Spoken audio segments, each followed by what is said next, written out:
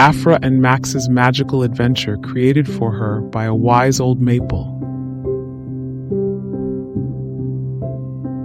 Once upon a time, in a colorful forest where the trees were as tall as the sky and the flowers glowed like tiny lanterns, lived a little girl named Afra. Afra loved exploring the forest and dreaming about adventures with her favorite hero, the rainbow unicorn. One sunny morning, Afra set off on a new adventure with her best friend Max, a friendly dog who had a special magic chalk that could bring his drawings to life. As they walked through the forest, Afra noticed that the birds were singing a cheerful song. "Do you hear that, Max?" she asked.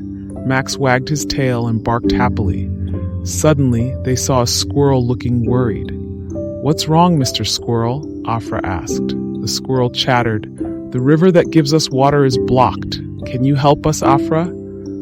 Afra nodded confidently. "We will help," she said. Max drew a big map with his magic chalk, and the map sprang to life, showing them the way to the river. They followed the map, hopping over stones and ducking under branches until they reached the river. There they saw a big pile of rocks blocking the water.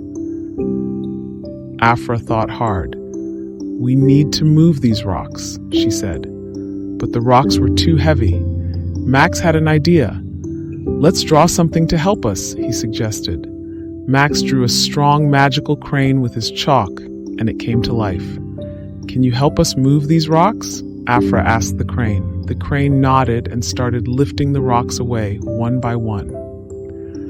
While the crane worked, Afra and Max saw some animals gathering around. "Do you know why the rocks are here?" Afra asked a wise old owl. "A storm brought them here," the owl hooted. Afra thanked the owl and asked the animals to help clear any smaller rocks. The animals cheered and worked together, moving the smaller rocks and debris. After a while, the water began to flow again. The river sparkled and danced under the sun. "We did it!" Afra exclaimed. She turned to Max and asked, "Do you want to draw something fun for everyone to celebrate?" Max barked happily and drew a magical playground with swings, slides, and a merry-go-round. The playground sprang to life, and the animals cheered, running to play.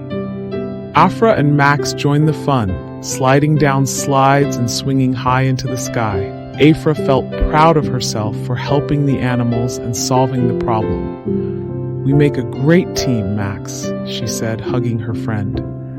Max licked her face, making her giggle.